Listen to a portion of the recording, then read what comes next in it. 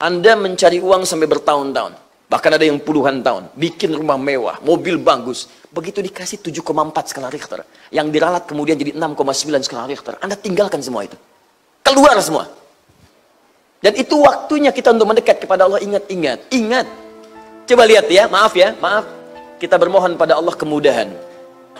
Kita mohon kepada Allah kekuatan untuk saudara-saudari kita yang terdampak.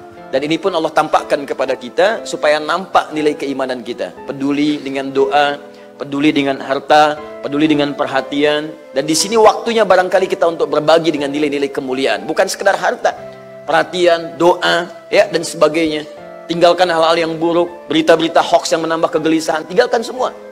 Nah, tapi poin yang lebih besar adalah, perhatikan ya, Anda mencari uang sampai bertahun-tahun. Bahkan ada yang puluhan tahun. Bikin rumah mewah, mobil bagus. Begitu dikasih 7,4 skala Richter. Yang diralat kemudian jadi 6,9 skala Richter. Anda tinggalkan semua itu. Keluar semua. Gedung pekerjaan yang Anda banggakan itu. Awal pertama kerja yang Anda foto di situ. Anda banggakan saya kerja di sini. Ini tempat kerja saya. Anda tinggalkan. Demi Allah saya katakan tadi malam semua berita dihiasi dengan semua orang keluar ke jalan. Lari pengen jadi orang pertama yang meninggalkan tempat itu. Padahal itu tempat, itu yang Anda banggakan. Itu yang Anda bangun. Saya sedang tiduran, terasa sampai Bekasi gempa. Anak saya yang dewasa, tadi 6 tahun, 7 tahun, bangkit. Buya, apa ini? Gempa. Ayo kita berzikir. Astagfirullah, astagfirullah, astagfirullah. Yuk kita keluar, lihat sebentar. Ya, kita lihat orang-orang katanya pada keluar. Kita lihat begitu keluar, anak saya yang pertama cuma bertanya, Buya, kenapa mereka lari keluar tidak berzikir? Kenapa mereka lari keluar tidak berzikir? Bayangkan, baru sedikit diberikan peringatan oleh Allah, paniknya luar biasa dan Anda sudah nggak peduli dengan dunia. Maka bagaimana ketika kiamat yang disebutkan itu terjadi? Wa ummihi wa abihi wa fasilatihi wa man fil ardi jami'an thumma yunjih. Semua akan ditinggalkan dan nggak ingat lagi, nggak akan ingat ayah, nggak ingat anak-anak, nggak ingat ibu, nggak ingat kawan. Semua menyelamatkan diri masing-masing. Kalau perlu ya Allah, saya pengen selamat tebus dengan semua orang di muka bumi ini. Maka hati-hati gitu. Mesti ada visi akhirat dari sebagian hidup kita yang kita siapkan. Jangan-jangan pulang, bekal belum cukup. Belum cukup. Maka seperti Abbas, walaupun beliau pengusaha, sempat bawa anaknya, dihadirkan untuk ikut taklimnya, bapaknya hafal 200 hadis, anaknya hafal 2000 hadis.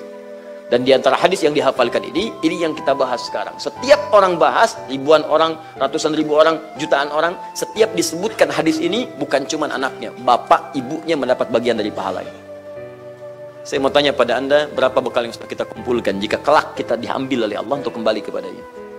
Makanya tiap hari itu bayangkan, kalau hari ini saya wafat, kira-kira bagaimana? Dan itu niscaya gitu. Ya, jangan sampai malu di hadapan Allah. Ya. Saya sering katakan sampai Kamis malam Jumat kemarin, saya katakan pada kawan-kawan kita semua, maaf ya, maaf sekali lagi. Anda di dunia saja berbuat buruk, itu malu pulang untuk menatap kedua orang tua. Anda orang Tanah Kusir, merantau sampai ke Sumatera, sampai ke Jawa ke sana. Ternyata di tempat itu Anda dikenal sebagai pelaku kriminal. Di sini merampok, membunuh, ya, mohon maaf, mabuk dan sebagainya. Demi Allah saya katakan, dengan status itu yang sudah menyebar, apa masih Anda berani menatap wajah ibu Anda dan pulang ke Tanah Kusir? Ibu yang telah melahirkan, mengandung Anda, berani nggak natapnya? Berani nggak natap wajah ayah Anda yang telah berpeluh kesah untuk bisa merawat Anda dengan peluh keringatnya, segalanya, dan Anda berbuat sesuatu yang buruk untuk didengar oleh keduanya? Natap wajah orang tua yang nggak berani, dan Anda berani pulang kepada Allah dalam keadaan penuh dengan kotoran. Apa nggak malu menghadap Allah dalam keadaan kotor dan disaksikan oleh semua penduduk langit dan bumi? Oh ternyata si fulan ini begini gitu. Oke, perbaiki. Nah, cara memperbaikinya diantara aja adalah mulai meninggalkan segala yang kotor dan sekarang perbaiki untuk membuat yang lebih baik lagi. Nah ini waktunya yang paling dahsyat, paling hebat, dan ini cuma 10 hari. Cuma 10 hari, dan sekarang sudah kita masuk hari kedua. Hari pertama sudah lewat kemarin. Dimulai di hari Jumat. Jadi kalau nggak dapat di hari ini, kita harus nunggu yang besok. Itu pun kalau hidup. Nah, apa yang dahsyat di hari ini untuk kita bisa berubah jadi lebih baik? Ini kalau benar diamalkan, ini insya Allah kalau tobat dosa digugurkan, kalau melakukan amalan tinggi sekali. Bahkan sulit disaingi oleh yang lain-lain. Ya. Yuk kita baca hadisnya.